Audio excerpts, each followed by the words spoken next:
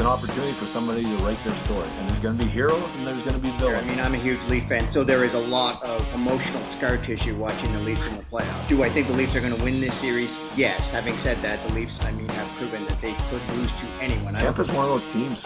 Listen, don't sleep on them, that's for sure. I had Rob Ray over for dinner at my house the night before. We had a couple bottles of wine. 12 hours later, we're on the ice fighting. That's just the way it was. After that, we high-fived and we were out of there, and my wife wasn't too happy with him, but hey. Putting it up to LaFontaine, he gets tripped up, gets it to May, and over the line, he's May going in on goal, he shoots!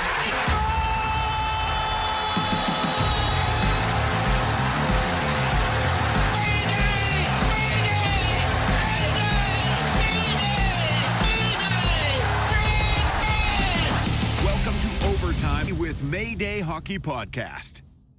Welcome, everybody, to the Mayday Overtime with Mayday podcast. I'm your co-host, Rocco Moraleo, out here in Seattle, Washington. I am joined by Brad Mayday Mazy. How you been, pal? What's going on? You know what? I'm doing fantastic. This is the best time of the year. I just watched one of the greatest Masters events ever. Rory McIlroy, obviously, and Bryson DeChambeau, and how about Justin Rose on Sunday? It was incredible. But that just sets us up that the Stanley Cup playoffs are beginning. Of course, the NBA playoffs are starting as well. There's a lot to watch, overloaded with highlights at the end of the night and certainly the next day. But the best time of the year, Stanley Cup playoffs. As a hockey player, still love it. I'm excited for these guys. I know how they feel, what they're going through right now. The nerves, that doesn't change. Maybe structure and game plans change, but the raw emotion going in, and the guys that have dreamt of these moments their whole life, it's an opportunity for somebody to write their story. And there's going to be heroes and there's going to be villains, and there's going to be some goats as well. And I'd like to dwell on the side of the hero side, the winners, the guys that are really enjoying, because we don't want to pile on, because it's awfully hard. It's a tough place to be when you're actually, in the losing chair, or maybe even the player that actually costs their team, whether it's a penalty or a mistake play. But I like to look on the good side of things, Chris and Rocco, and there's going to be heroes in every team, in every series. I'm really excited to see who that's going to be. Absolutely. And we're going to be talking about that later on today in the show on our predictions. So let's go over to Chris. Chrissy, how you been, pal? What's going on? Good. Just in Stratford, business and family for Easter. Good. Very excited for the playoffs too. Leaf fan, obviously excited for Sunday, but there's going to be two really good games tonight. I think that Dallas-Colorado series is going to be fantastic. Nicely done. I hear you've been hanging out with Kipper, I think. Yeah, I do some stuff for Kipper and his show, Kipper and Bourne, and he does some work with Mercedes, and they had an event at one of their dealerships on Queensway the other night. The Leafs Tampa game was on the big screen, and Kipper and Bourne did a Q&A pregame and intermissions and postgame. So it was a great event. That is awesome, man. You boys are living the dream, both of you. I love it. All right, let's get ready to drop the puck, guys, and we'll start our prediction podcast. Love it. Let's get it going. Once again, it's the NHL playoffs. I'm totally excited and thrilled. This is the happiest time of year for me. I swear to God, it is the best. So let's talk about the prediction side of things, where we are. We've got tons of drama coming up. I mean, the Habs in the last game of the season. They haven't been in the Cup since that kind of quirky run during the COVID lockdown thing. And this is great. I'm totally excited. So let's kind of get right into it and start off with Brad. Give us some predictions. What do you think? Let's start with the Eastern Conference. Give us a little bit of love on that, and we'll go back and forth with each of you guys on your predictions for the Eastern Conference. All right. Well, let's start down south. The Battle of Florida. You got the Florida Panthers, obviously Stanley Cup winning team. They've been in the Stanley Cup Finals the last two seasons. An incredibly built team. They have every piece. If Bobrovsky is, his typical self, they're going to be a very tough team to beat in a 7-game series, because they can wear you down. They got big, strong guys. They got physical players. And, of course, they got high-end skill. I like Florida. They were able to add to their team, which was crazy. An already good team. They brought in Brad Marchand and Seth Jones. Seth Jones took a little while to get going, but I think this team's ready to do some damage. But crazily, they're going to play against the Tampa Bay Lightning. And depending on how this series goes, Tampa's got an incredible pedigree. They made some great moves as well. I think Tampa Tampa's one of those teams. Listen, don't sleep on them. That's for sure. Vasilevsky, obviously you've got Kucherov, who is one of the best players in the game, and they're well built as well. I think that's going to be my favorite series to watch in the East, just because I really don't know who's going to win. I can't really pick one of that. I would say it's going to be the Florida Panthers, and my only fallback there is because they are the champions. They've been there. However, I won a Stanley Cup with the Anaheim Ducks. I was a part of that team. The next season, when we went into the playoffs, we weren't as focused, and I don't know why, but my gut told me, and certainly just on reflection, was you have to be cocky, you have to be overly confident, and in some cases, when you're actually the champion, it's difficult to get yourself back to that same level because you want to be humble, you want to be respected, and you don't want to be that guy or have that disdain for you because you're too cocky or too confident, and that's actually a weakness. That's why probably it's very difficult to repeat in professional sports to win championships. But I'm excited about that series. It's going to be fireworks for me. That What do you is think, Chris? absolutely a dandy. That's going to be a crazy one. Chris, what are your thoughts on the battle in the South? Yeah, I mean, I think that's a coin flip series. I don't think it's going to be a surprise either way if someone wins. I did notice today Tampa has, I mean, if whatever weight you put in goal differential, they had the best goal differential in the East and the second best in the league. They're plus 75. I'm with Brad on the sense that I think Florida's played a lot of hockey, especially with Four Nations too. So their bigger players would have been there. Kachuk hasn't really played since. Marchand's been sort of slow to blend in there a little bit. I do think that they're getting Ekblad back, I think, for game 2. That's when his suspension ends. I think he's suspended for game 1 too. So Seth Jones will probably move down, which will give him some more favorable matchups. But I like Tampa there just for the mileage that Florida has on them. But again, I think it's a total coin flip series. But I would take Tampa. I agree. That's going to be a tough one, and I think the greasier team is going to win. If you go greasy, it's going to be Florida. But I have a feeling that Vasi is going to come on very, very strong. I think he's got a fellow countryman across the ice from him, and I think he really wants to let everybody know he is not done. So I'm kind of leaning towards Tampa Bay, but I mean, Marchand lights it up a little bit, gets doing what he does. There's just so much potential there, but I'm kind of leaning on Tampa on that one. That's a good one. How about Toronto, Ottawa? Brad, let's go to you. What do you think? You played for the Leafs. I see the lovely. Right there.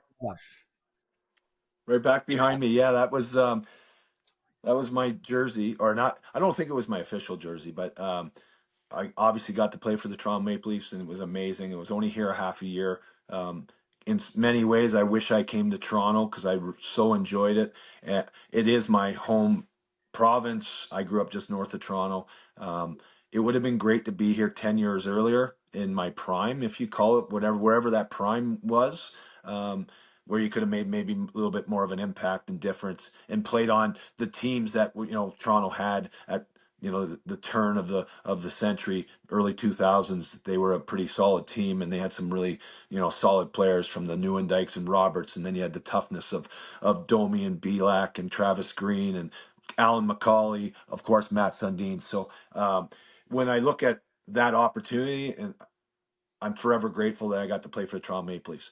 Now I get into my prediction of this series. I think Toronto wins because they're the better team overall, and they've had their heartbreaks. They need their success is not making the playoffs. Their success has to be defined by a deep playoff run. And if it's not that, they're going to get heavily criticized. It's going to probably be blown up somewhat, and there's a lot to be playing for, which does put pressure on them. But I think that propels them.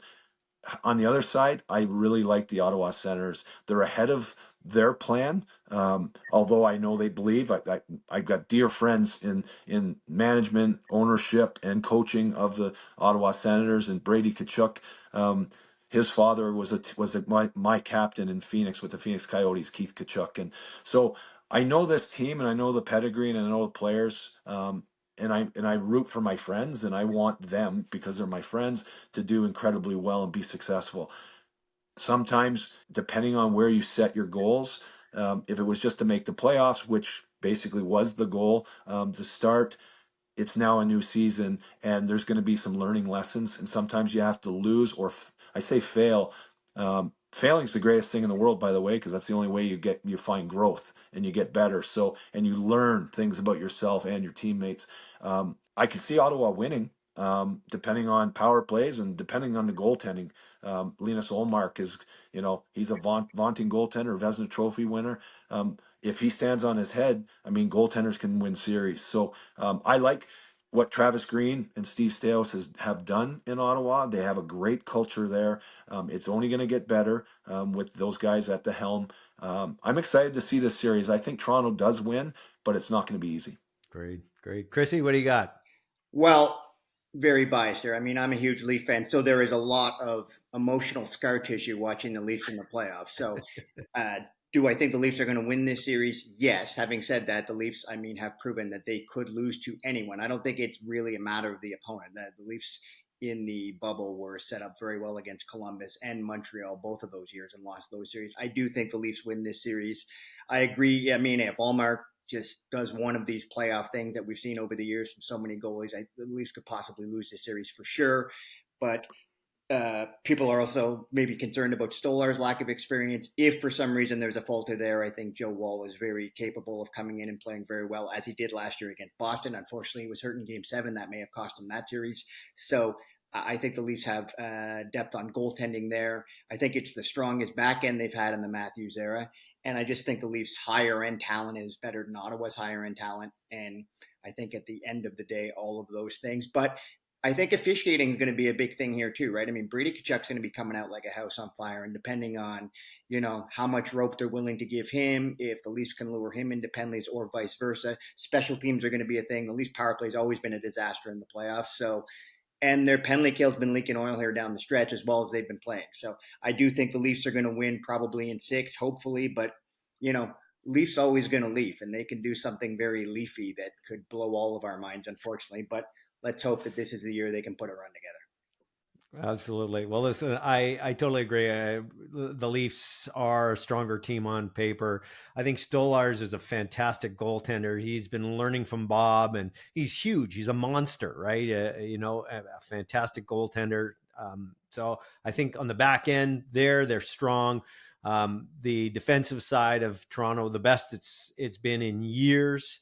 I think that if they can get a few breaks, Marner plays like Marner should play or could play, I think that'll make the difference there. I think they've got the opportunity and the door is there, but it's somebody will open the door for you, but you got to kick it in and do what you got to do. Ottawa's got Cousins. I thought that was a fantastic trade. I think he's put in a lot of effort. Allmark is lights out, a great goaltender, and you're right. Any given day, a goaltender can change the course, the outcome of a game. I have never had that ability to do that, but nonetheless, I've heard that is true.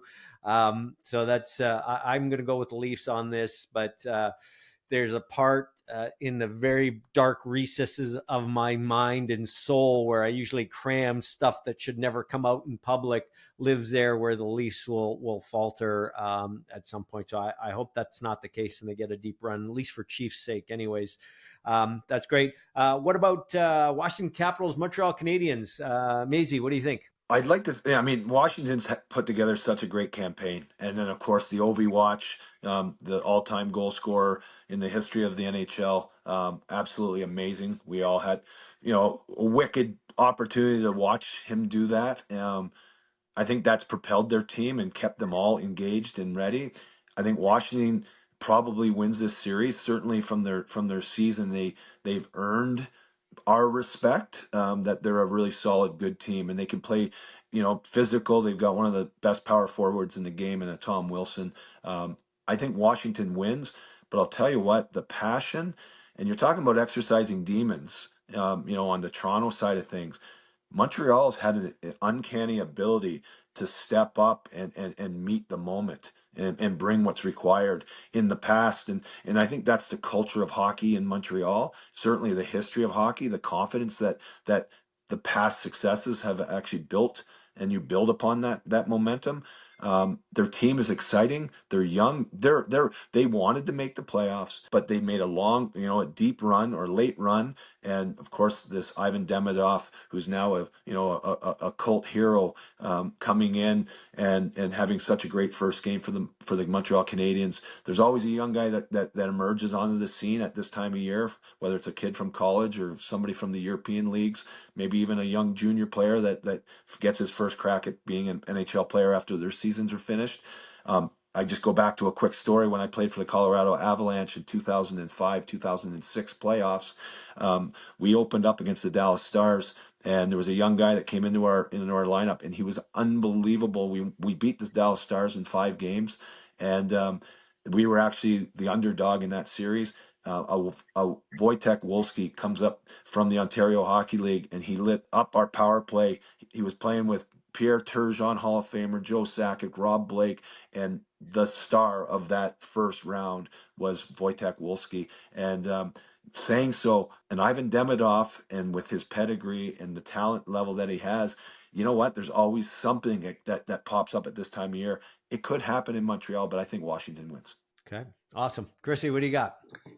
Yeah, I'm with Brad on that one. I think Washington wins. I think they've sort of stumbled down the stretch after Ovi broke the record, but I do think they'll crank it back up. Funny enough, we're talking about the Leafs and their lack of playoff success. Obviously, Ovi's got the cup, so that monkey's off his back. But we're 20 years into this career, and other than that Stanley Cup winning season, that was the only year he's made it past the first round. So he hasn't had a lot of, or I should say, that whole Washington team hasn't had a lot of playoff success. Think there might be some injury issues around Logan Thompson that could come back and bite them. And Montreal, hey, they're playing with house money. They're going to be coming out hot, especially when they get back to Montreal. I think that crowd is going to be absolutely rabid. I could see Montreal. I think they probably split the first 2 games and wash. I could see Montreal winning their first game back at home, but and maybe splitting the first 4 games. But I do think Washington wins that in 6.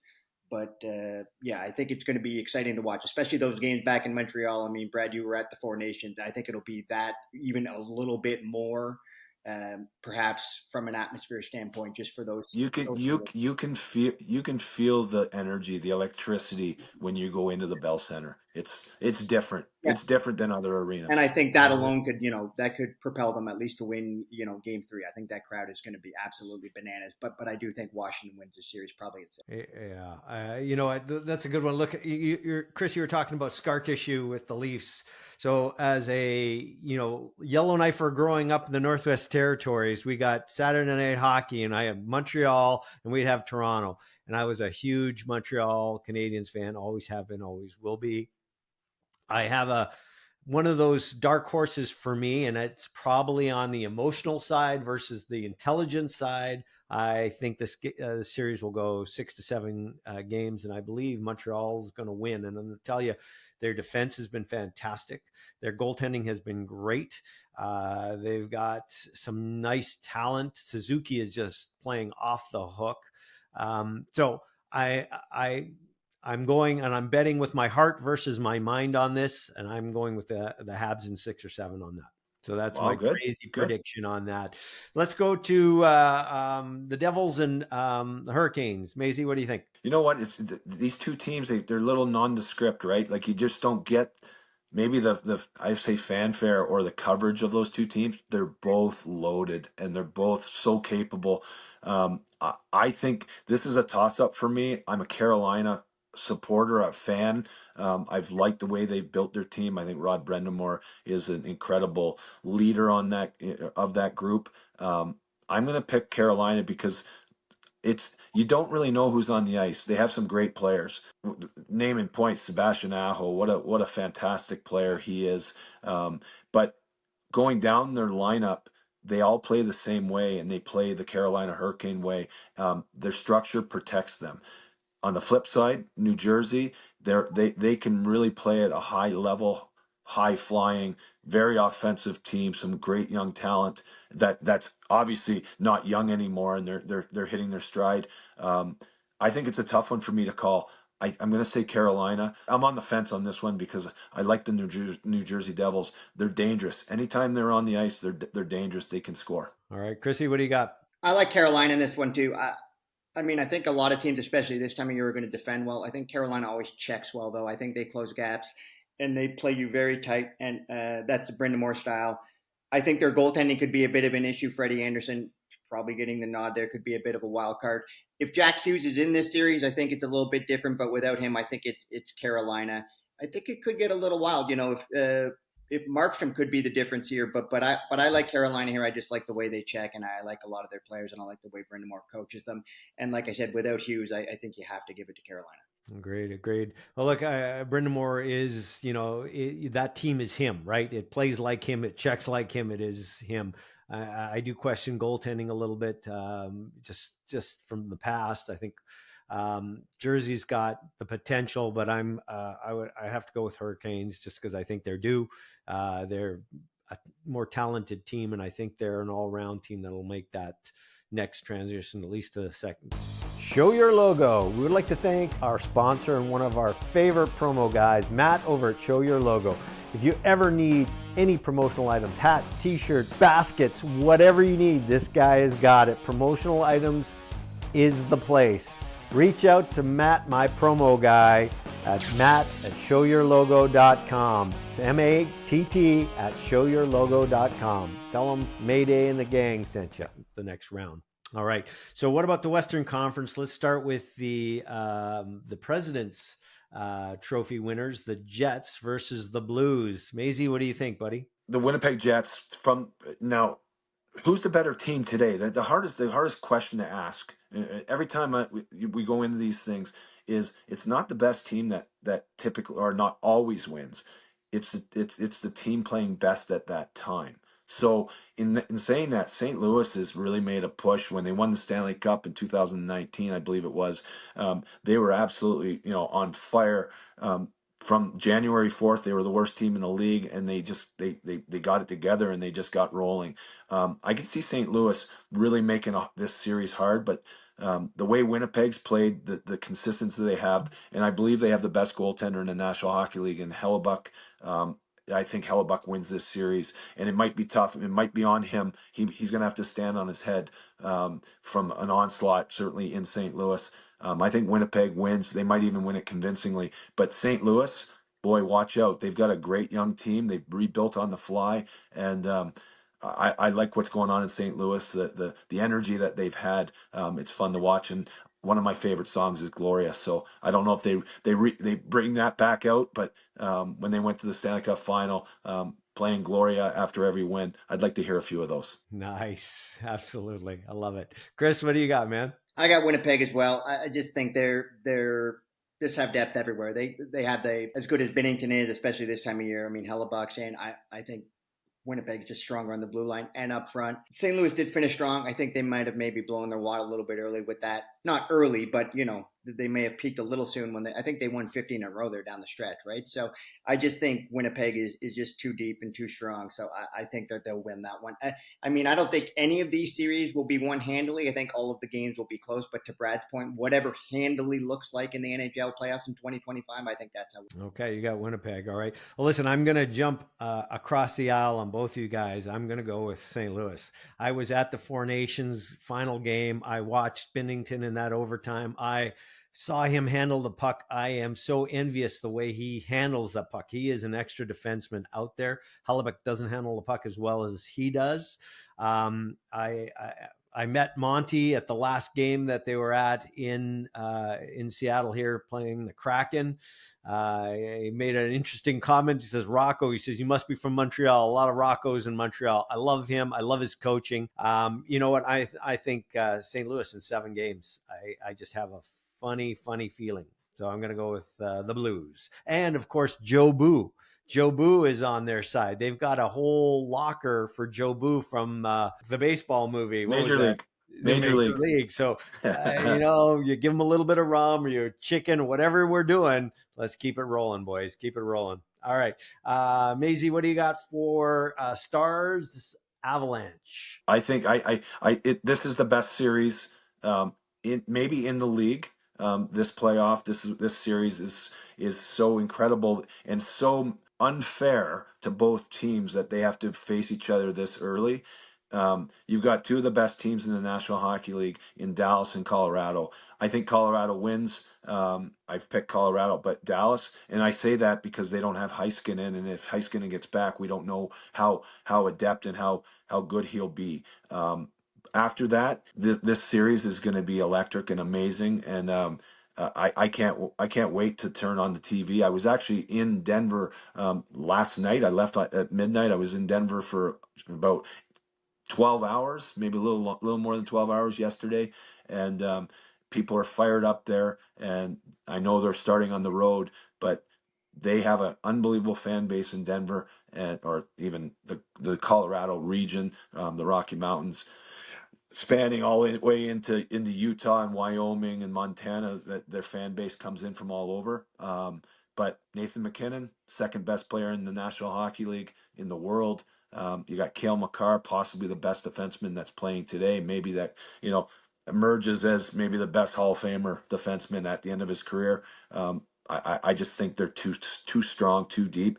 And we heard Matthew Barnaby talk about Marty Necas. He's fit in seamlessly. And a lot of people thought that Colorado was going to have a dip after losing Rantanen, and it's quite the opposite. Their team seems tighter, and they're playing at an unbelievable pace. Agreed. Right on. Chrissy, what do you got, man? I'd echo everything Brad said. I love Colorado in this series and in general. I mean, obviously, I don't think any of us saw Bobby Orr play, but I think Cale Makar is the greatest defenseman that I've ever seen. And when him and McKinnon start galloping through the neutral zone, I mean, they're just thoroughbreds. I think they're unstoppable, especially seeing four nations, living in the Eastern time zone. Don't see a lot of Colorado. I think after watching that, the gap between McDavid and McKinnon is not as big as I thought it was. I think they're incredible. I also agree it's unfortunate. I mean, this really has the feel of a conference final, and it's unfortunate that it's in the first round. But McKinnon and Makar and everything Colorado brings to the table. And I think Robertson left Dallas's last game in an air cast, or he had a leg issue there, which was very unfortunate in a game you're strictly trying not to get hurt in. He unfortunately got hurt in. But either way, I love Colorado. McKinnon and Makar are way too strong. Agreed. Listen, yeah, I totally agree on everything you guys said. And Colorado's a much stronger team. Makar, McKinnon, goaltending has been just great. They've got good goaltending that can actually take them into the playoffs. Even though it's unproven in the playoffs, but all you have to do is stop the puck. That's one job, right? So, and I think the Stars have been struggling of late. And I kind of go back to that. I liked it better when it was 1 versus 16 back in, just kind of, I know we can't do that now, or the process, at least, where you're able to, that fight all year gives you a bit of a break on your first round, right? Here you're playing another set of murderers, right? On Murderers Row. So I'm going to go with Colorado on that. All right. What about the Knights and the Wild? Maisie, let's tell me what you think. I love everything about the Wild, the way they've played, what they've earned. Kaprizov's back playing. I like the Wild. I just don't think I think the Vegas Golden Knights and not they're going to overshadow the Minnesota Wild. It's going to be a tight series. It might go 7 games, but I think the Golden Knights, they've proven over the last number of seasons that they're capable of winning and doing some great things at this time of the year. I think they're just poised and ready to actually make a run. And the crazy part, I think, once if they win that one, they're going to have to. They now have to face Colorado and or Dallas. That's why I want to see 116. I know it's not happening. It's not even in the structure. 1-8 is fine as well, rather than this conf or divisional play in these types of matchups. Because you play all season, there should be an advantage at the end. And quite honestly, the 116 element, you could actually have 2 Western Conference teams today playing each other in the Stanley Cup final if that was the setup, or Eastern Conference teams. It would be a pretty amazing thing. And I don't think distance, with the transparency of watching on TV, social media, the exposure we get to every highlight clip, and every fan has their own way to consume the NHL. It's not regional like it used to be. You see everything, you get everything like immediate. I'd like to see it be one league playing for 16 spots and play it out that way. But of course, that's different. I think the NHL is doing amazing. It's got incredible popularity. It's got a lot of growth ahead of them. It's in a great place. But we're going to be treated to some unbelievable hockey. I'm excited. All right, Chris, what do you have for? Well, it's funny not to. I like Vegas in this series. I mean, I think what Minnesota's done the last couple of years to make the playoffs and the salary cap situation they had with a couple of their buyouts that were lingering is very impressive. But I think Vegas wins the series. It's funny you guys were talking 116. I like the idea. The PWHL is doing it. You know, if you want to put significance on regular season games and give teams motivation, I think however you do it, you know, they're not going to do 116 just because of time zone and TV. I don't think it would work. But if you did 1 versus 8, but 1 got to pick whoever they wanted to play, and then 2 got to pick whoever they wanted to play, I think that could be a made for TV event, not unlike the draft where they would have that night where you pick. And then I think it creates just a lot more intrigue. But it's funny, you guys said 116, and I hadn't really thought about that. I'm just looking at it now. Hypothetically, had they done that, the 15 seed would be Calgary, the 16 seed would be New Jersey, and Montreal would be out of the playoffs if you did 116. And 116 would be Winnipeg against New Jersey, and then it would be Wash against Calgary. That would be in the 116. So certainly more interesting. You also have to go to a balanced schedule, I think, if you want to do that. But I think what the league is trying to do is keep as many teams close to the playoffs as possible to keep that fan interest, and that's why they go to this format. I agree, I don't like this format, but I think that's the thinking behind it, is they want to keep as many teams in the mix, i.e. Montreal. I mean, they're not even in the playoffs in 116, and they're right there now. So, but I like Vegas in this series easily. You are the yin to our yang, brother. You got the stats. I love that stuff. Bring it on. I was just looking it up on my phone. I didn't even realize that Montreal would be out and Calgary would be the 15 seed, not even the 16 seed. Wow. See, that's why, like, it doesn't make sense to go 116 when it's an imbalanced schedule, when certain divisions are playing against one another. But weaker divisions somehow get a little bit of a pass. The better teams in those divisions, more wins, more points, less overtime games, obviously, because they're winning. The balanced schedule, and you're right, time zones, everything else. But if you're playing for 6 months, you play 82 games. There should be a distinct advantage if you're the number 1 team in the league. Well, you should get when you want to play. When you're, why not get the pick? Yeah, right. Or that's compelling. I actually never thought of that night. So the last night of the regular season, you're talking about this Montreal game, which was obviously very compelling. I mean, Canada moves a federal. I mean, we're a G7 country, and we move a federal leaders debate in Quebec for a regular season hockey game. So imagine Montreal now knows they qualify, and the next night there's a made-for-TV event with all the rights holders, whether it's TNT or ESPN in the States, Rogers here, and then whoever it is, maybe you send an alumni, or maybe you send the GM or the coach or your captain, and they have to go up. So Winnipeg has to go up, and they say, we won the league, and this is the team we want to play in the first round, and then that team has to come up. I mean, it would be incredibly compelling TV. Why they don't want to do that, I don't know. Well, that's why the NHL is as rich and as healthy as it is now. They're doing something right, man. I tell you, Bettman, love him or hate him, man. That guy's making stuff happen. So that's awesome. Great insight on. I'm not a Bettman hater. I think the league is doing incredible. I just think that feels like a missed opportunity. But again, you know, to your point, Rocco, that's why he's the commissioner, and I'm sitting here with you guys. Well, it's not bad. We're in a good plot. Okay, but I get it. I'd rather be hanging out with the commission as well. All right. I would agree with you guys. The Knights are just too big, too strong. The one reservation and sadness I have is this is Marc-André's last, Fleury's last kind of kick at the playoffs. So, I mean, chances are we may not even see him in this series, but so that would be my one. I'd like to see him at least win a game in this series somehow, just as a last try. I think he is just an absolute class act, and I love him to death. So, but I think the Knights will take that. So why don't we go, Maisie, what do you think? The Kings and the Oilers. What do you think? Tough one, guys. This one's a tough one. Teams are injured. We don't know what we're gonna get and what we're gonna see. LA is sneaky tough. They play a tight style.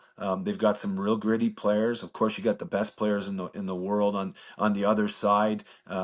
and it's marginally different, but you've got McDavid and Draisaitl who are absolutely special. I think the Ekholm injury in Edmonton really, really hamstrings the Edmonton Oilers. Now they have to go deep into their bench, possibly right into their system to see who's going to fill the void in there. Because of that, I'm going to pick the Los Angeles Kings. I would never bet my own money against Connor McDavid in anything. I think just like the great ones before him, from the Gretzkys and Lemieux and Lafleurs and Bobby Orr, these guys, they do some incredible things. That's why they're the greatest. So I'll never bet against them, but for the purpose, I'm not putting money on this one, but I'm going to pick the LA Kings. All right, good. Chris, what do you think? I mean, yeah, you're right. The Ekholm injury is going to be big. And LA, they're like a rash, right? You're just not going to be able to shake them the entire series. McDavid and Draisaitl, I think when you've got them, I like them in this round for sure. Kane coming back potentially. I don't know what he's going to be able to offer and bring to the table. That will be interesting. And LA's home record, what did they think? They lost 5 games at home this year. So having home ice could be crucial there. I think it is going to be an airtight series. I think it will frustrate the hell out of the Oilers. The Kings will, because, to Brad's point, they are relentless and they are going to be tight checking the entire time. But I just think you're not going to be hold off McDavid and Draisaitl for over 7 games. I don't think you can beat them 4 times. But it's a coin flip. But I like the Oilers in this series. Well, listen, I'm going to jump on Maisie's side. I'm going with LA, and the reason, goaltending. I think Kemper's been lights out this year. LA's lights out at home. They play an old school type of hockey of late, and they're looking great. The Oilers just don't have the goaltending depth, and Ekholm's gone on the back end. So I'm going with the LA Kings on that, even though it breaks my heart to say that. But it's and of course McDavid, super stud, Draisaitl, super stud. They've got talent, but Kemper won a Stanley Cup. Kemper won a Worlds, and he was ousted out of Washington, without fanfare. I think he's got a bone to pick, and he's going to run this thing. So I think they'll take this round. You know what's great about this too? Our predictions. At the end of the day, in 2 weeks, we're going to make predictions for the next round, and things happen, and you're going to get it right, and you're going to get it wrong. This isn't personal. The whole heartbroken. Yep. Like I get it. We're Canadians, and we want to see this stuff, and we know people in Alberta and Edmonton. Rock, you work there. Yep. In your other industry, and I get it. We're not picking on anybody. We're just trying to make some noise. But nobody gives a shit anyways. Really, outside of what, maybe we brought some information to other people on this right now, which is really nice. Maybe we've been entertaining, but at the end of the day, you got to pick one. You can't sit on the fence, which I did a couple times, because it's the same thing. You feel bad, about this. You don't know. I think that really speaks a lot about the parity in the National Hockey League. The St. Louis Blues could go deep and have a deep run against the best teams in the National Hockey League. I could see it happening. Montreal could catch fire and beat these teams. Beat a Washington and then beat a Carolina. They could be finding themselves in the conference final. You just never know. I love it, guys. That's why predictions every 2 weeks we revisit this stuff. I'm going to be excited to be with you guys for the next 2 months. Mayday, to your point, is it 21 team league when you came into the league? 21, and then I think it turned to 22 my second year, which I think that's when Ottawa came in, and then it expanded with the next 2 were Tampa and Florida. I don't know if they came in the same year. I think Tampa came in for sure. Did they come in the same year or 1 year apart? Point being, and I can't. Yeah, I think Tampa. Well, Tampa and Ottawa. Was it Ottawa? I can't remember. San Jose, I think, was first in, right? And then I can't remember. But point being, right. It was 16 out of 21 then. It's 16 out of 32. So the reason that I think these are so hard to predict, I mean, the whole bottom half of the league is gone now, literally, right? So every night you're getting a really good team. But think of that, 16 out of 21.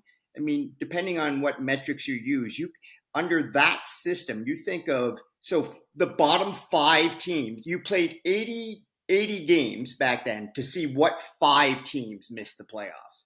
So under that system, you could make the argument, the teams that would be in now are, Boston, Seattle, Buffalo, Anaheim. They're not bottom 5. So the years of I think the reason there were so many dynasties back then, Edmonton and the Islanders in these teams, they didn't have cakewalks in the first round, but you're playing some really, really weak teams in those first rounds. And now the whole bottom half of the league is gone. I mean, Chicago and, Nashville, they're not rolling in on a Tuesday night. Every night you got somebody who's very tough. All right. We're about to introduce our next guest today. We are very excited and very pleased to introduce our guest for today's podcast. When we made the Instigator IPA, I think we had his whole method of hockey style in front and center of what we were doing related to the beer. Instigator is this guy. He played junior in the Q for about 4 years. Led the league in PIMS, I think, from 92 to 93. That's legendary. Drafted by Buffalo Sabres in 83, in the 4th round, 1992 NHL entry draft. He had a total of 834 games in the NHL, 113 goals, 187 apples. You were +5 and 2,500 PMs in the show, brother. Gotta welcome Matthew Barnaby. BioThrive, whether you're dealing with low energy, stubborn weight gain, or just feeling like you're not yourself anymore, it's time to take control like I did. Our friends over at biothrive.com are a real deal when it comes to hormone optimization.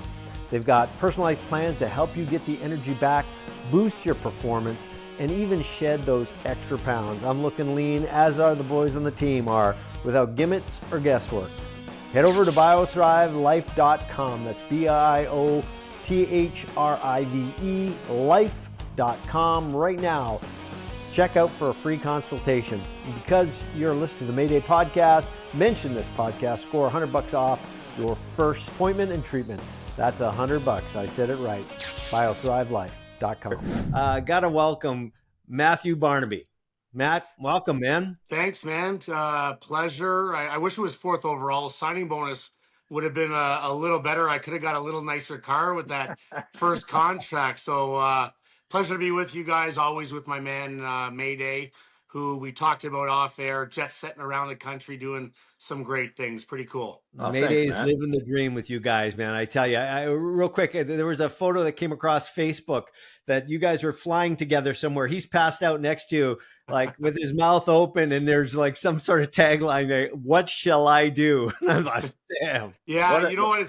It was more jealousy because I can't sleep on a plane. I can't remember where we were coming back from, but yeah, I was exhausted. He was asleep before we even took off. So it was more jealousy more than anything. But Maisie, myself, all of the guys of our elk really can take a joke, and it was funny because it was his wife that actually DM'd me first on like Instagram, going just with like emojis crying, which was awesome. Oh, it's hilarious. Hey guys, Matthew, thank you for joining us. This is unreal. You're going to get to know Chris and Rocco, but to kick this whole thing off, I'm going to say just a phrase. I'm going to lead you to wherever your story goes. I want you to tell the audience bus ride home from Toronto. Oh, awesome. Old Maple Leaf Gardens. Big rivalry, obviously, Buffalo and the Toronto Maple Leafs. And, Brad growing up in Toronto, we had so many guys from Toronto area. I'm from Ottawa, where I am right now. So, everyone always had lots of family in town, but it was that rivalry. And we used to take a bus. I don't know if they still take a bus up there when they go. I'm sure they do if it's just a there and back. It's only 2 hours, right? So we went up there, and they had the likes of Ken Baumgartner, Nick Kiprios, Ty Domi. We had Brad May, Rob Ray, myself going up there, and we had more guys, Gord Donnelly, so many guys that were more than willing to drop the gloves, as did they do, and it was a different era. So we went in, knowing that there's going to be fireworks. There wasn't ever a Saturday night in Toronto when we were coming into town. First of all, we were so excited to get there to see family and friends, but also to play in Hockey Night in Canada. So I end up fighting Nick Kiprios, do pretty well. Rob Ray fights Ty Domi, does pretty well. And Brad May absolutely superfly snookas Ken Baumgartner, who was very, very, very tough, and literally one punches him.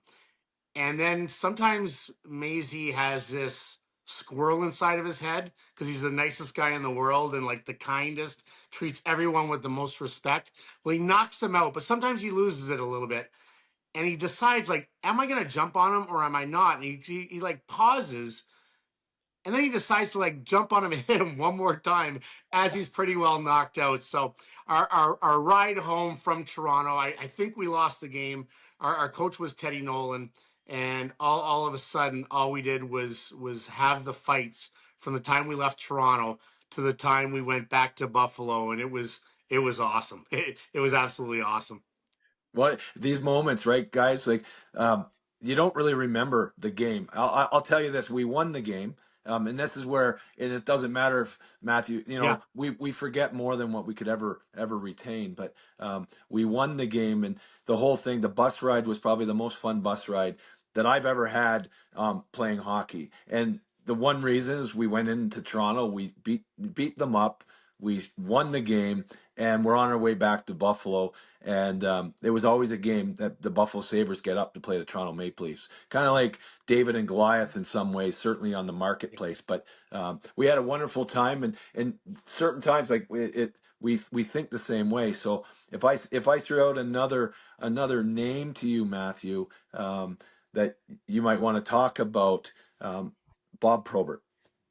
Yeah, see, guys, I start to get the sweats when Brad starts just throwing random names out, whether it and usually it just has to be a city, and I know exactly where he's going because we're same wavelength and we have the same memory. Again, we do forget little parts, but we remember the important parts. This was an afternoon game in Chicago. Bob Probert was there, obviously. Probably, I don't want to speak for Brad, but I know Brad pretty well. Probably the most respected by us as a heavyweight, not only as we were coming up in junior and watching Hockey Night in Canada with Detroit and Toronto. Obviously, those fights were epic with Ty Domi when he was in New York and Wendell Clark. So we respected him a lot. But I also think we also wanted to prove ourselves against the toughest at some point. So we're playing Chicago in the afternoon. We're out the night before just having dinner, myself and him, maybe a few other guys. We might have stuck around for an extra beer or two.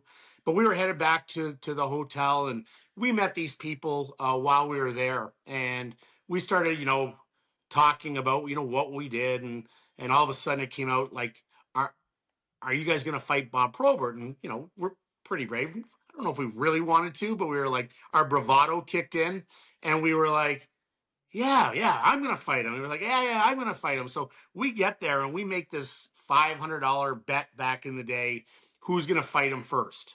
So we're on the same line. So I don't remember how it went, verbatim, but essentially first shift, Proby's on the ice against us. Brad goes after him. I jump in the middle of them. I'm trying to get after him. A little scrum ensues. We both go to the box. Proby goes with the box, and probably someone else goes to the box. So we get in. He's like, I was going to fight him. I'm like, no chance, man. First of all, I'm not losing $500. I'm a rookie probably at the time, or second year. I'm saving that money for fines that I was going to later pay.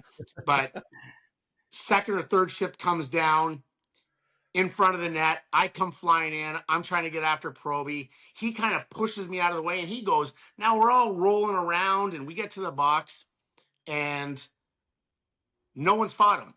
And he looks over at us. He's like, what the fuck are you guys doing? Like, no one lines up to fight Proby, and here we have two idiots from the Buffalo Sabres lining up to fight him. And I don't know if I sobered up or Maisie sobered up, and we're like, let's call off this bet. This is dumb. So no one ever fought the great Bob Probert, and God rest his soul. He was a tremendous guy as well. And Easter Sunday, guys, he's at home in Chicago on a Sunday afternoon game. Yeah. They're going on the road the next day as well, if I'm not mistaken. last thing he wants to do on a Easter Sunday is fight two knuckleheads that are out of conference, right? And he wants to go home to his family. He's got 4 children, and I just can imagine what he thought. We were put in spots like that, at different times. And of course, sometimes you have to say yes, and other times, Yeah. you pass it off. But for Matthew and I, it was a big sigh of relief. So we never fought Bobby. We never did. We like to think that we were tough enough, and I don't know if we were even aggressive enough to even goad him into the fight because we were a little timid. But Well, those are great I memories. know you would have fought him. I certainly would have fought him, but he would have laughed at me. He would have been like, "There's no way you're fighting me. There's no chance." So I think he didn't take me seriously. Probably took Maisie serious because Maisie could do some damage. Hey, so my last question, guys, and then to you, Chris and Rock. I'm gonna just one little statement. You're gonna go with it. Mother's Day, I want to say late '90s, so I think in '99, I think it was. Mother's Day, Matthew Barnaby's incredible hockey game. You were a lot more than just an instigator, a tough guy, a crazy guy that fans loved or hated. There's so much more to your game, Matthew, and illustrated in this one day. Yeah, like Maisie obviously has his Mayday goal that I was fortunate to be a part of as a young kid coming up, and just an incredible moment, beating one hand toe drag, backhand on Ray Bork, and then makes Andy Moog look even shorter than he was in the net as he goes around him. But you have defining moments that you remember, and a lot of our stuff is fights. And Maisie was fortunate to win a cup. I never won one. Everyone always says, "Don't you regret not winning a cup?" I was like, "No, I tried every year. I just wasn't fortunate to be on a team that won it." It's not like I said, "Oh no, I just don't want the cup this year for I'm 15 good. straight years." But yeah, he's alluding to '98 Mother's Day, May 10th. Just an incredible day. I grew up a Montreal Canadiens fan. My favorite player is Mats Naslund growing up, a small little Swede, skill player, the complete opposite of what I was. But I was fortunate to play a lot in that playoff run. And again, Mother's Day, my son was born. My first child was born on May 2nd, 8 days earlier. So it was my wife's first Mother's Day. And I was fortunate enough to score a hat trick, 3 consecutive goals against Montreal. So yeah, cool memory to look back on. Obviously, probably my favorite game if you look back, because it was the playoffs, your favorite team, Mother's Day, just so emotional when you're in the moment, and obviously being a father for the first time was pretty cool. So yeah, you always look back at those memories and be like, yeah, I got a hat trick. I got one. I got one. That's it. That was a beautiful moment, and the gesture you made to your mom afterwards was pretty cool. Yeah, it's And pretty and cool. and your wife Christine. It was not great though, because I had some of us had rented a box, and my family was in there. I forgot to put the disclaimer that I was paying for the box that day, and not the food and booze, until I got my check from the first round, and I think I was minus like $2,000 for the first round of the playoffs, because my mom can pound them back. The old Drambuie Queen was going hard that night. Nicely done. Nicely done. Right on. Chris, you got some questions, Mel? Yeah, just you guys were talking about Probert. I mean, do you think he was getting challenged every night to go from somebody on every team? Pretty well. Yeah. Any young guy that was tough coming in, it's like training camp, right? You're always going to go with the toughest guy if that's your job. And most of the times guys are willing. Like Brad Maisie gave me my first chance. First time I stepped on the ice, I chased him around the ice, and he was told not to fight me, but he ended up obliging, and it gives you an opportunity to show yourself. And Maisie, I'm sure, had guys that he went after, because that was his style. He was a first rounder. He played for Team Canada, a little different, and he was a first rounder. I was a fourth rounder that I think a lot of people had questions whether I would do it at the next level because of my size, but definitely the heavyweights. And any heavyweight or anyone that plays that style, you're going to get challenged on a daily basis, and you can't take on all Yeah. comers. There's only so much you can do, but most guys are pretty good at answering the bell, and they also know that's their job to protect their guys, because they know if you're not going to fight that guy, let's just say Bob Probert isn't going to fight Brad May when he asks him that game, or whatever tough guy. Well, Brad's going to go after someone on that team to make a point. And then Bob Probert, or whoever the heavyweight is going to have to step in to protect their teammate. Mm-hmm. And that's the tricky part when saying no to a young guy or a guy coming up, because he's going to make it known that that he wants to do this job in the NHL. You know, Matthew, I recently watched the Amazon doc on Alexander Daigle, and I know in his draft year you were on that team, and that's obviously pre-internet, but that was also sort of Lindros and Daigle were, you know, really, really hyped up number one overall picks. And what do you sort of remember about the hype around him? And, you know, he's seen as a bust, unfortunately, but how good of a player he actually was. Yeah, well, in junior, he was incredible. And I'll say out of the three leagues, especially back then, the Quebec League was really known for its goaltending, known for its really skilled offensive player on the smaller side for the most part. And it wasn't very good defensively. So when I watched Alexander Daigle play as a 16-year-old, I want to say he had like 140 or 145 points as a 16-year-old. The thing that separated Alex from the rest of the players in that league at that time was his speed. I mean, he was incredible first couple strides and he was gone. So when you see him score a goal or two goals in a game or get 3 points, he had like 8 breakaways. Like, it was incredible how stupid he made defensemen look in that league from the pure speed aspect. When you get to the NHL, there's guys that are faster than other guys. Obviously, the Pavel Bure's, the Mike Modanos, Pat LaFontaine's, McGillney's. We can go on the superstars in the NHL, but the defensemen are able to match that speed, and you don't see as many breakaways, obviously, because it's the best league in the world. I think that's what separated Alex was at that next level. He didn't create as many breakaways as he did in the junior ranks. And he's self-admitted in watching that documentary, which I did watch as well. He didn't have a love for the game that other guys in that position do. He was just good at hockey. And Alex was flamboyant and off the ice, and he wasn't dedicated when I played with him in junior. He was just better than everyone else because of his speed. And I think once you get to the next level and everyone's dedication is so much more and the skill level is so much higher, the one thing after watching that documentary, you got to feel bad for him a little bit. And his self-reflection was pretty incredible on the last side of it. And I saw when he went over to Europe and his second chance in the NHL, he really appreciated it a lot more than he did when he got drafted. And he said, Lindros, who you also played with in New York, he said when he got to Philly and played with him, that's when he realized how much more this guy was putting into it than he was.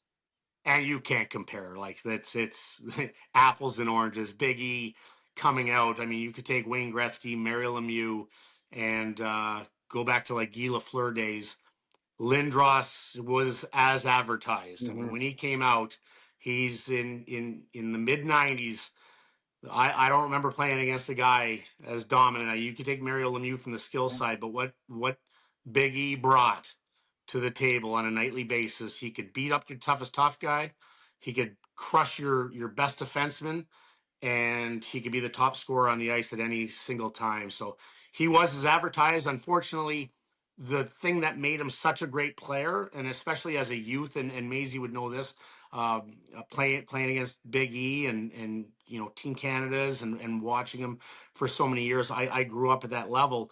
He skated with his head down as a kid because he was just so much bigger than everyone else, and you couldn't hit him because you'd hit him and you're the one going to be injured. So unfortunately, that caught up to him when you were playing guys like Scott Stevens and Darius Kasparaitis that could inflict pain on you because they're equally as big. Mm-hmm.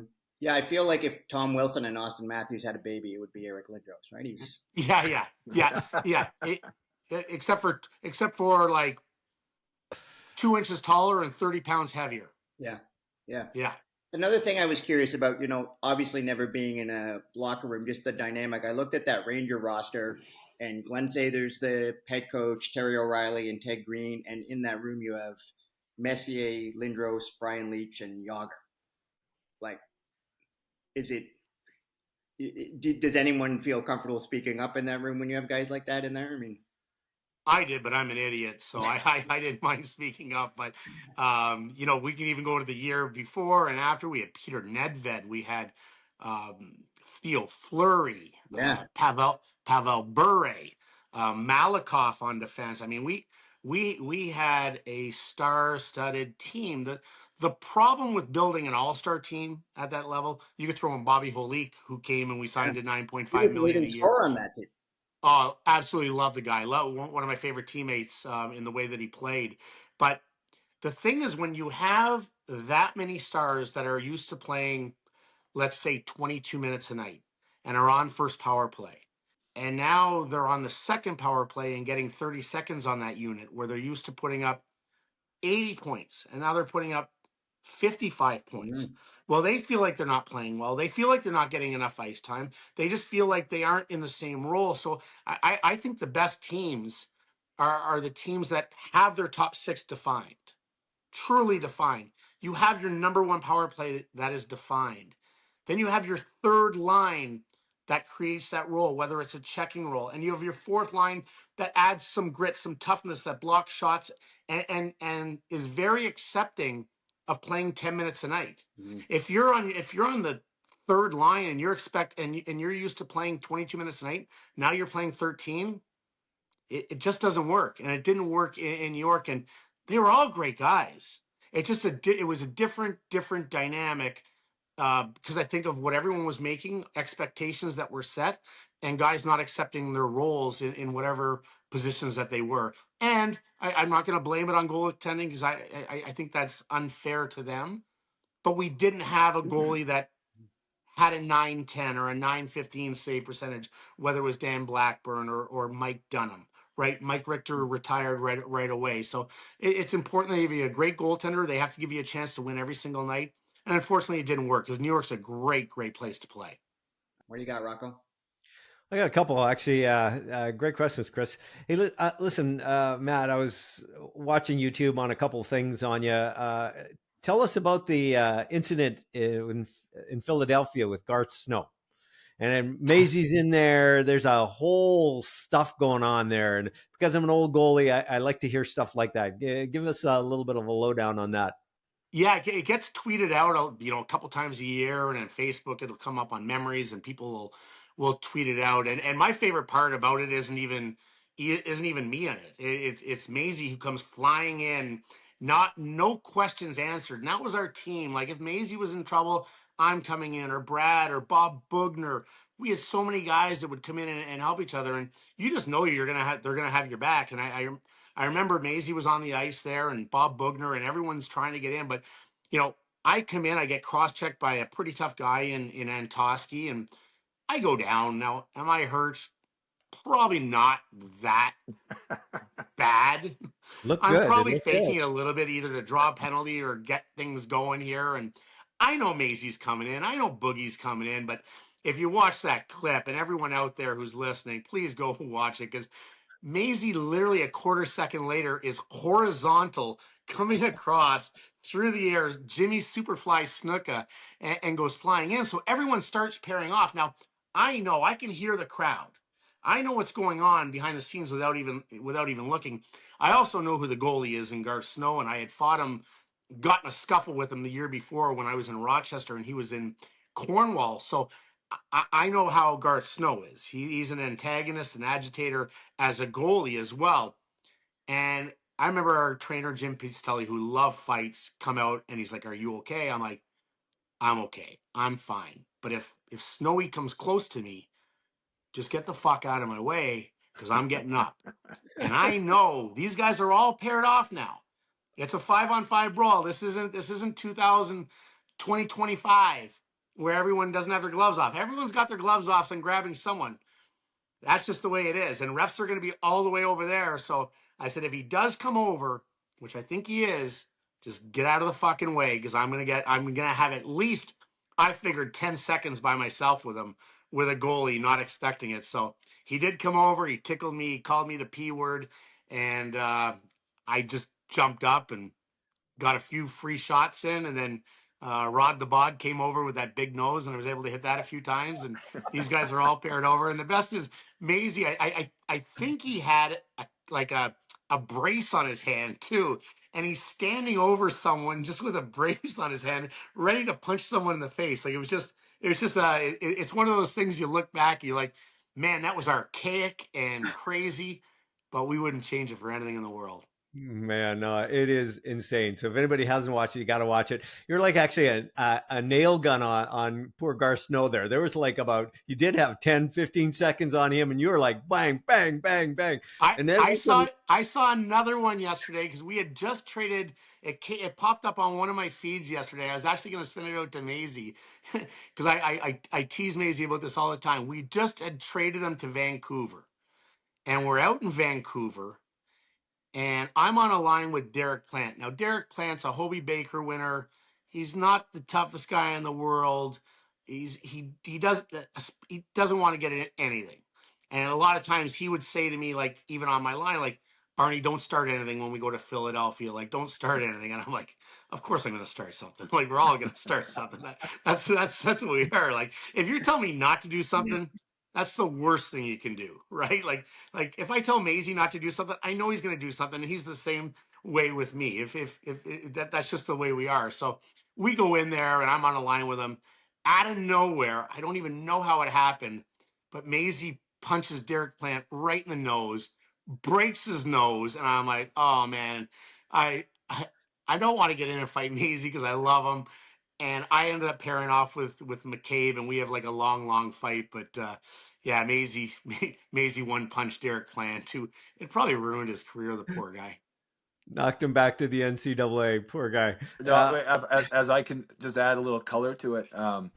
Seventh Fan Brewing crack open the taste of victory with our hockey-centric brews. Introducing the Penalty Box Pilsner and the Instigator IPA. Created for hardcore hockey fans just in time for the playoffs. Get out, get a six-pack, grab a couple kegs. Check out the seventhfanbrewing.com with locations in the Pacific Northwest, coming soon to Canada and across other areas in the Pacific Northwest. Seventh Fan Brewing, your beer partner. As I can just add a little color to it, it's one of those moments, and sometimes I pass over it, but there's moments that you'd wish you had back. And I'll tell you and explain why.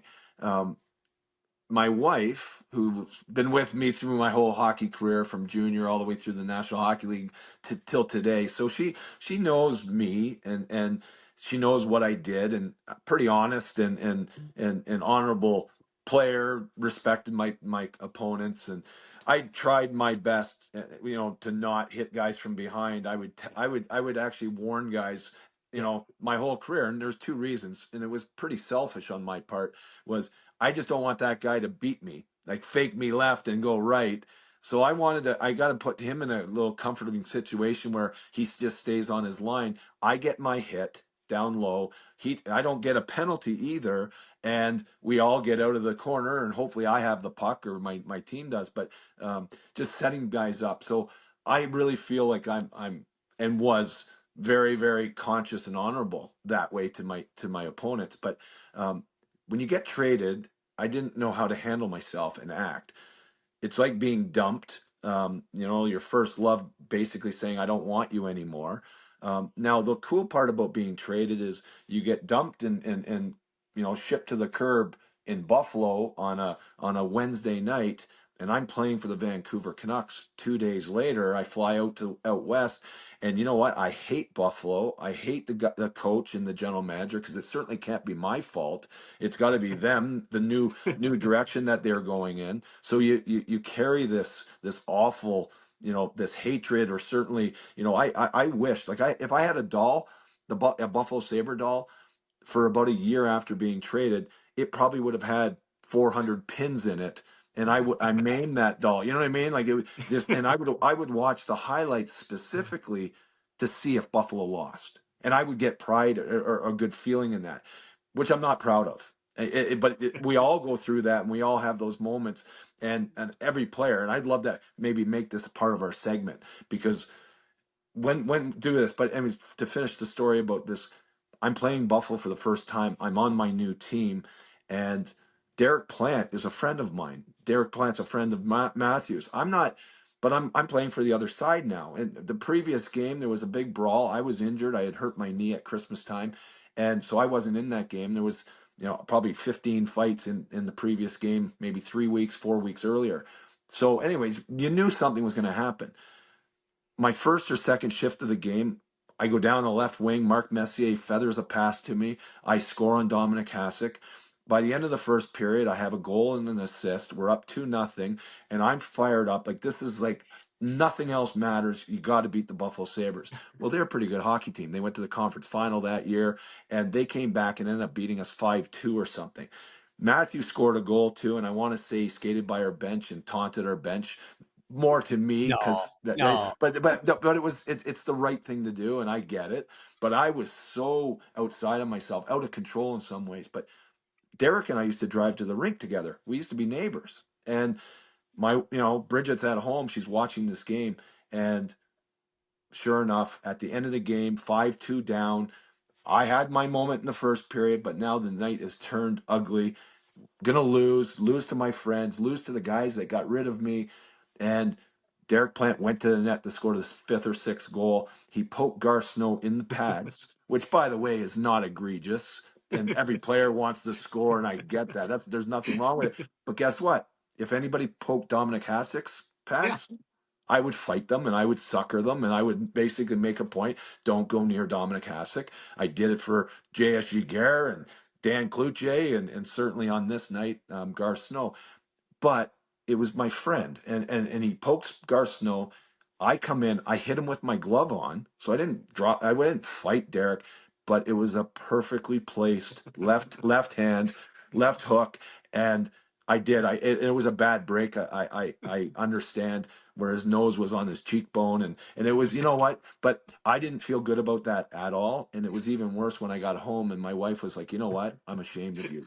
Like, literally, like, I'm not. I can't say that too often, but what you did tonight was wrong, and I don't know. And at that time, my hatred, my disappointment of being traded overwhelmed me, and I didn't know really. I probably answered it, incorrectly, but as I had time to reflect and think back at it, I wish I could have that moment back. Maybe I cross check him in the arms or something, but or not hit him as good, but I felt bad about that. But then I put my buddies that I used to play for, which I'm not on, like, my allegiance not with them anymore. But now I put them in a spot where they have to either make a choice. Are they coming after me so we fight each other? Or am I going to put them in a spot because I know exactly who they are, like, through and through. Now I know they're going to come after my new teammates too. So Brian McCabe was a big, strong, tough guy, and he had just been traded the day after I got to Vancouver as well. So we were both trying to make an impact in Vancouver, and sometimes your emotions get the best of you. Hey, I got traded to Pittsburgh. Listen, same year, and 2 weeks later, I played against Buffalo in Buffalo. I had Rob Ray over for dinner at my house the night before. We had a couple bottles of wine. Well, 12 hours later, we're on the ice fighting, and that's just the way it was. After that, we high-fived, and we were out of there, and my wife wasn't too happy with him. But, hey, again, the allegiance once you get traded is the new team that you're playing with. And Brad, we fought the first time we were ever on the ice. We played together for 7.5 years and then played against each other for another 8 years, maybe 9 years. And then I never even thought about fighting him again. Now, if it happened because something like that would happen, it's just part of the game, and you do it. But it's not something you go looking to fight your friends after you get traded. It just sometimes happens. Happens in the heat of the moment, man. I mean, it's part of the process getting in. Yeah. I'm with this new group of players. I'm here to support them, not you. And here I am, right? So I totally get that. It's amazing from being on the player side or the villain side of the trade, because one group likes you, the other group is now, they've dismissed you, and then you come back. So on that night, I thank God there was no social media, Twitter, like we're really transparent messaging back and forth back then. But people in Buffalo hated me. but they cheered for me for 8 years, and they know my, Yeah. through and through what I'm all about. But they were like, that's so disrespectful. It's awful. What a terrible person. Vancouver loved it because they don't know Derek Plant. They don't care. They know Absolutely. that the two teams disliked each other because there was a fight 3 weeks ago, and it's amazing, like just the differences, the polarization of it all. But at the end of the day, we want, like, our big part of who we are as athletes. You want that admiration. You want to bring people out of the seats. You want to make an impact because in some ways you're somewhat of a showman. Being an athlete, you're playing in front of in a stadium in front of 18,000 people. So you gotta perform with the lights on, and And you want to endear yourself to your new fan base, yeah. right?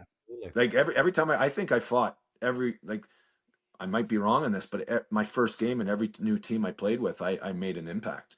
Tried Yeah, to, I think so anyways. too. And in today's commentary, it would be like, geez, what reason would he fight him? Like, it makes no sense. The game is 0-0. It hasn't started. No, Yeah.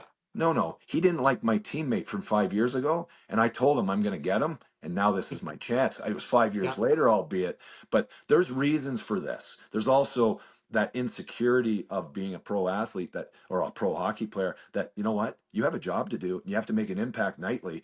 And you know what? You're only as good as your last shift you played. And if you don't do it and your team loses, and all of a sudden you're in the spotlight because you turned something down, that opportunity, Matthew? Like, it's Yep. like all that insecurity makes you do some crazy things, but it's all about making an impact. And then secondary to that, or primary to that, is being a good teammate. And showing that you can be counted on with, and that's, and somebody else is signing your check. Like, at the end of the day, now you work for these guys, and these guys I used to work with and play with, we're not together. So Yeah. I still have to do my job. You got to do your job. I mean, unless people have actually played or understand a process of some level where that is an acceptable process. And you watch the TV show Shoresy, setting the tone. That process is real. I mean, there's that system has to be there, or else there's chaos, right? Perfect segue right now, Matthew. 2025 playoffs are upon us, starting today. Couple games. What teams that will have a blend of the past, the Saturday night of the Four Nations Cup kind of atmosphere? What teams are going to be able to actually do that, but then actually respond and continue and be persistent in that approach to win a series? I look at the Florida Panthers. I look at Florida and Kachuk getting healthy now. Guys like Sam Bennett. You look at your Stanley Cup winning team in Anaheim. You obviously had your elite stars, but there was also a toughness to the team that guys could play. And you look to the back end, guys like Chris Pronger, you look at Travis Moe, you just look at, you guys had so many guys that even some of your skilled players that just played hard, and Chris Kunitz. And I just look at a Florida team.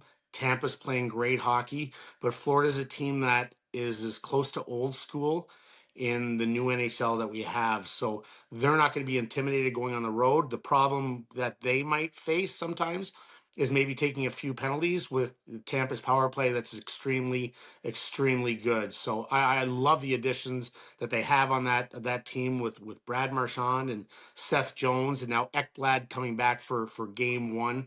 So I really like Florida and their mentality. Look at Washington. Look at Tom Wilson. He had his best year. You talked about him earlier.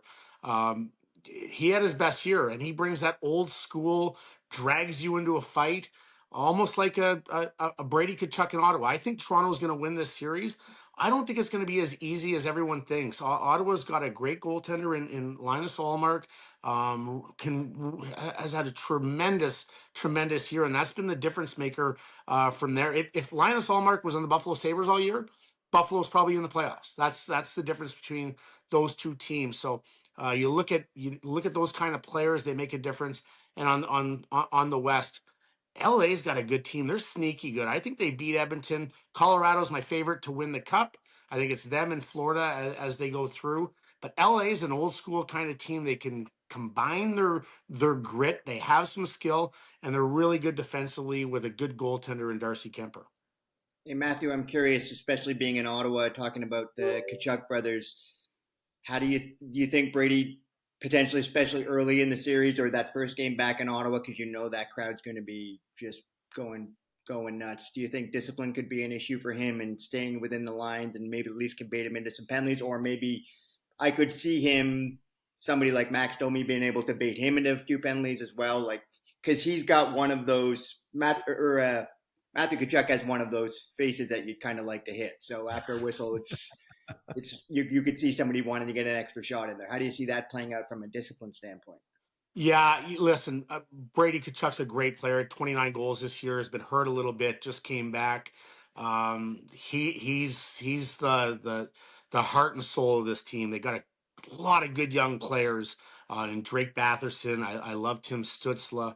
On the back end, you got Jake Sanderson, who's a son of a former teammate of us, and in Jeff Sanderson, who's going to be an absolute stud in the future in the NHL. I think he's a top 5 defenseman as they go forward in years to come. Uh, Great point.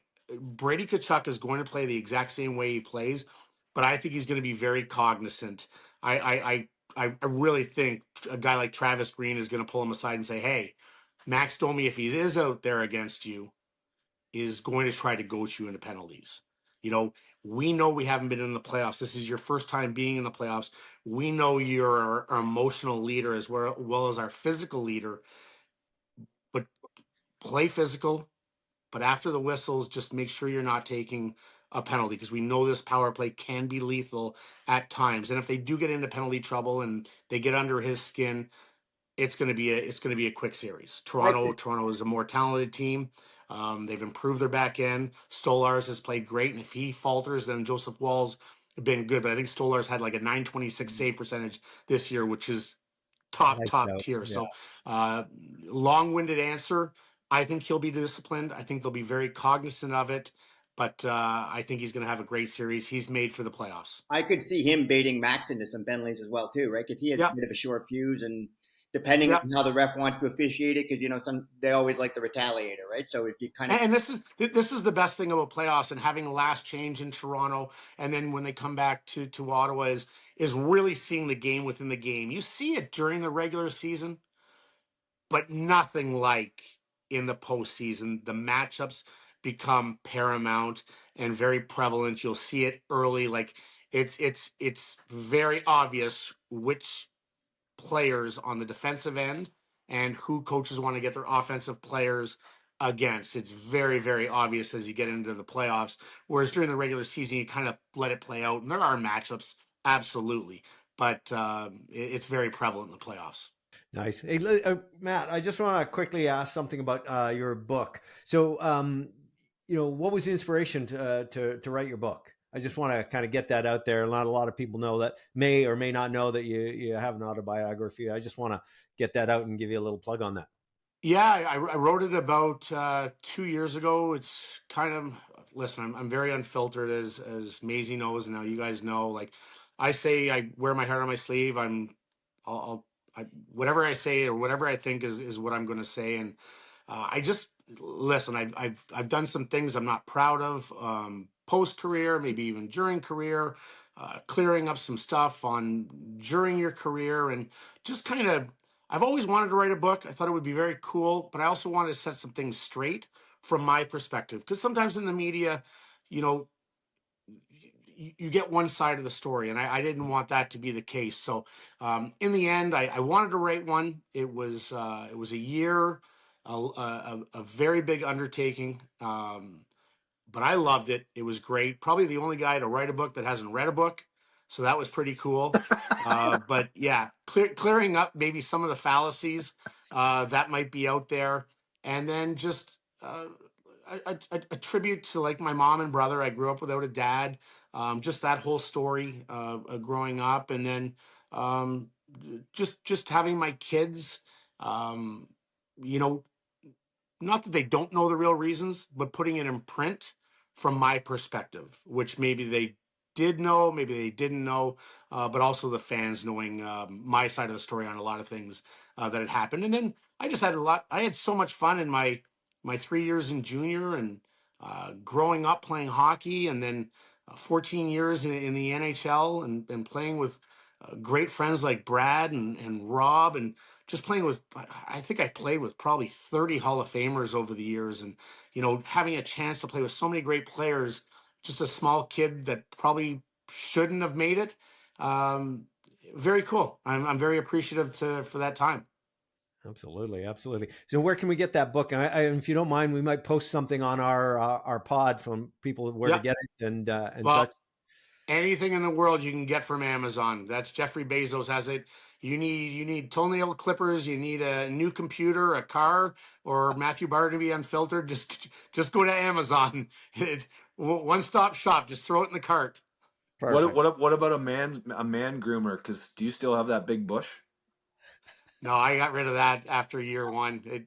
I just wanted to make it look a little bigger, so I started trimming that little guy up years ago. Hey, you got to remember, I showered with you for about 9 years. I know you're no King Kong either, big boy. You're no Jim McKenzie.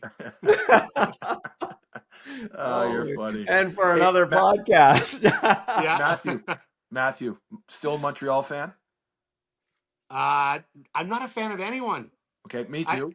I think I feel the same way. Yeah, I would say if you put a gun to my head, pick a team, I'll pick Ottawa because I have friends in the restaurant business and the bar business. And when Ottawa's doing well, the city's just a little bit more vibrant, and they're making more money in tips and in their bars, and they're doing well. So I want to see Ottawa play well because I can go to the bar and watch and have fun, and everyone's high-fiving. But besides that, I could care less. I'm a big bettor. I love betting the games. So whoever's making me money is the team I like on that night. And if they lose the next night, I probably hate them. Okay, leading to this, how do you think the entrance to the National Hockey League was for Demidov in Montreal? Oh, listen, I played junior in Quebec City in Montreal, and I was making $46 a week. The hottest girls in the world. And this guy's coming in making millions, and he's a stud, getting off a plane, and it's just jam-packed. And then not even 18,000. I think it's 21,000 people in the Bell Center, literally chanting your name and thinking you're a god.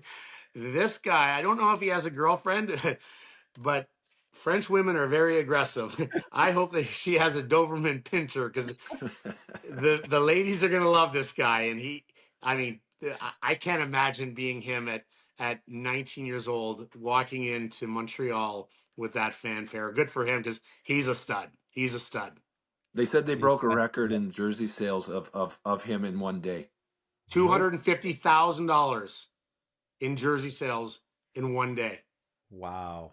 So in that vein, he's in the playoffs, or certainly the Montreal Canadiens are, and I would imagine draws into the lineup. Yeah. Who's your dark horse or the underrated players that maybe our audience doesn't know of because they're not top line players? Who's going to make a massive impact? I know it's predictions, but using your knowledge of the game, who are the players or what young players that we don't know yet that this is their coming out party? Oh God, that's well. Anyone that has watched Montreal a little bit, or if you haven't watched, Hudson on the back end. I mean, this kid is a stud. Like this kid is one of the best offensive guys. You can take Cale Makar. I think he's the first Montreal Canadiens defenseman to have 50 points as a rookie. He's I think the runaway rookie of the year this year. So if Montreal does cause some concern for Washington, look at Hudson on the back end. I mean, he can create offense from absolutely nothing. And this is a good player. He's been a good player for a lot of years, still young. But Natchez going to Colorado, talk about a guy that, they lose Rantanen and you get a guy like Martin Natchez that has come in and fit in seamlessly. I just think he makes them a really dangerous team because they were able to, because of the Rantanen deal and what Natchez makes, certainly it's given them the opportunity to add more pieces of the puzzle where they wouldn't have been able to with a Renton. And if we look at Toronto, just that series as well. For Ottawa, Drake Batherson on the power play can shoot it with the best of them. Sick hands. And Matthew Nyes, he's been really, really good for Toronto. You know, he's got some fanfare, but you always look to the big four for the Toronto Maple Leafs. But if you're going to win, and you always need their top guys have to step up this year if they're going to go on a long playoff run. But like Brad May in when he was in Anaheim and they won, it's all your core pieces that have to chip in and score this big overtime goal, have a 2-goal game here, and really have a supporting cast. Because a lot of nights your top players are going to equal the other team's top players. And can the third and fourth line chip in some of those big goals that you're going to need? Right on. Wow. Great insight, man. Holy smokes. Boys, any other questions? I know we've kept you a long time, and longer than we anticipated, and we got to have you back on. We've got to dig up some more stories of Murderers Row in Quebec and the Q. We got a bunch of those, so we got to get you back, brother. Absolutely. Anytime. It's been an absolute thrill. We'll make sure we get the little bit of plug on the book and give a little more money to Bezos, like he needs any more cash. The market's down, so he needs a little bit more back. That's right. Well, I'd love to have you back on. And if you ever need anything, just reach back out to us. Thank you so much for being a part of our podcast. And stay safe and drop us a note anytime. Sounds good. Cheers, boys. Good luck. Thanks. Well, listen, let's wrap this up, and we're going to come back in 2 weeks. But you guys have been amazing as always. Maisie, you're fantastic. I love the conversation. Chris, as always, you are a guru of statistical information. I love you to death, brother. That's all I have. Hey, I can't even turn my phone on. I need my millennial child to help me download something because I'm of that age. You guys are gems to work with, and I want to thank you all. For those out there listening, subscribe, like, tell us what you think, and join us for our next podcast. We're anywhere you can get podcasts, and we'll see you next time. Boys, thank you. Until the next puck drop. Over and out, guys. Cheers.